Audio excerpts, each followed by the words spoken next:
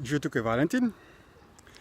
V tem videoposnetku bom govoril o tem, kakšni so vplivi čustvenih energij na razvoj človeka, če te energije začnejo vplivati na razvoj v stanju dojenčka, torej v prvih nekaj mesecih in letih po rojstvu otroka.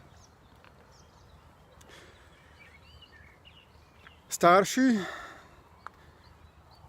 večinoma želijo vzgojiti svojega otroka v neko sposobno, stabilno, trdno osebo, ki bo kos življenjskim izzivom.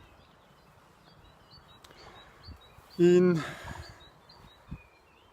to rast, to dozorevanje bom v tem posnetku primerjal z izdelavo opeke.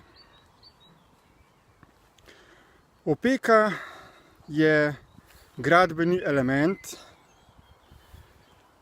ki se ga naredi iz na začetku mehke gline, ki je gnetljiva, potem pa se to glino zapeče in postane trdna.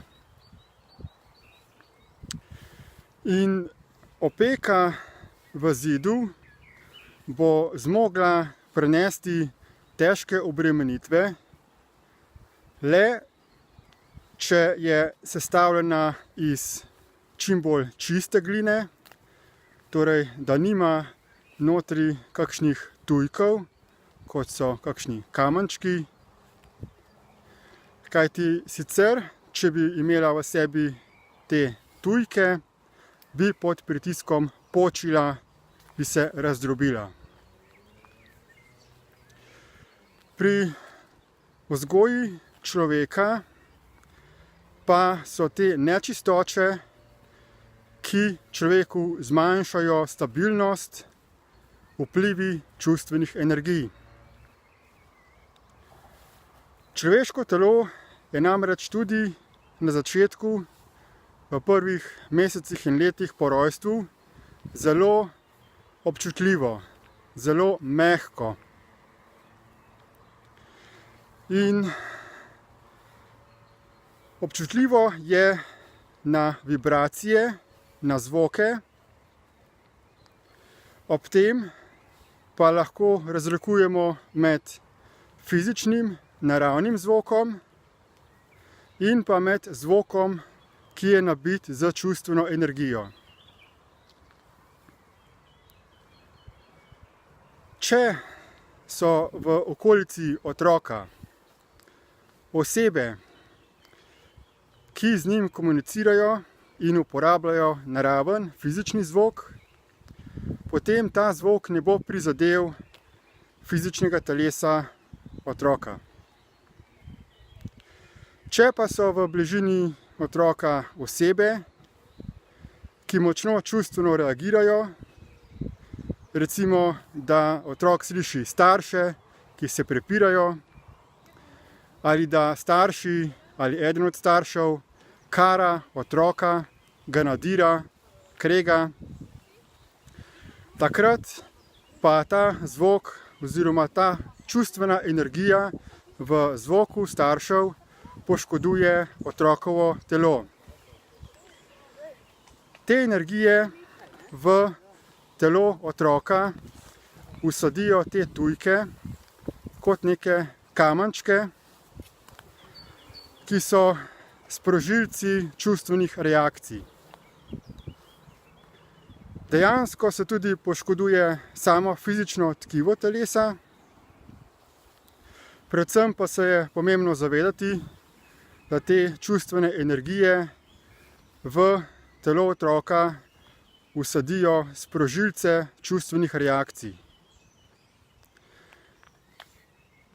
In potem, v času adolescence, pride do pojava, ko otrok postane trmast, togoten, ko velikokrat čustveno izbruhne V kasnejšem odraslem obdobju pa otrok oziroma ta oseba, ki postaja že odrasla oseba, zelo težko komunicira in vzpostavlja kvalitetne medsebojne odnose. Zato, ker kar neprestano povzroča konflikte in čustveno reagira na ljudi okoli sebe. Torej, kar je pomembno, da starši razumejo in tudi vzgojitelji predšolskih otrok, je, da je koristno za razvoj otroka, da nikoli v njegovi prisotnosti nismo v čustveni reakciji, ker to zelo dolgoročno pogubno deluje na otroka. Če bomo otroka spoštovali, ga obravnavali kot enakovredno bitje in ga ne poniževali, potem bo to najboljša popotnica za njegovo življenje. Na ta način se bo otrok počutil varnega, sprejetega in bo zrastel v samozavestno, čustveno stabilno osebo. Na starših in vzgojiteljih je torej, da čim bolj intenzivno delajo na sebi, da bodo lahko dosegli svojo lastno čustveno stabilnost. To pa seveda ni lahka naloga, ker večinoma tudi naši starši so čustveno reagirali. Malo je ljudi, ki je živel v zelo ljubečem, spoštljivem družinskem okolju. Zato ima mnogo staršev in vzgojiteljev v sebi te čustvene sprožilce. Sedaj obstajajo informacije o tem, kako deluje kako se te vzorci gradijo in kako jih lahko tudi odstranimo iz sebe.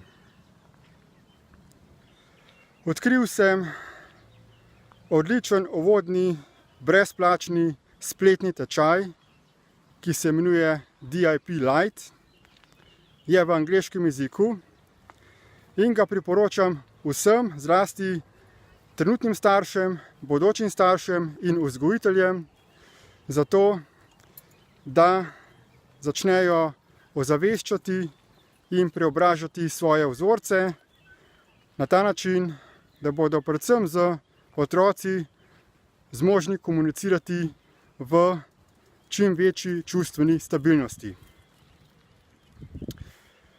Če kdo želi preizkusiti ta tečaj oziroma ga narediti, naj me kontaktira ali pa pod tem videoposnetkom na YouTubu najde povezavo do tega tečaja. Hvala lepa za posluh in nasvidenje.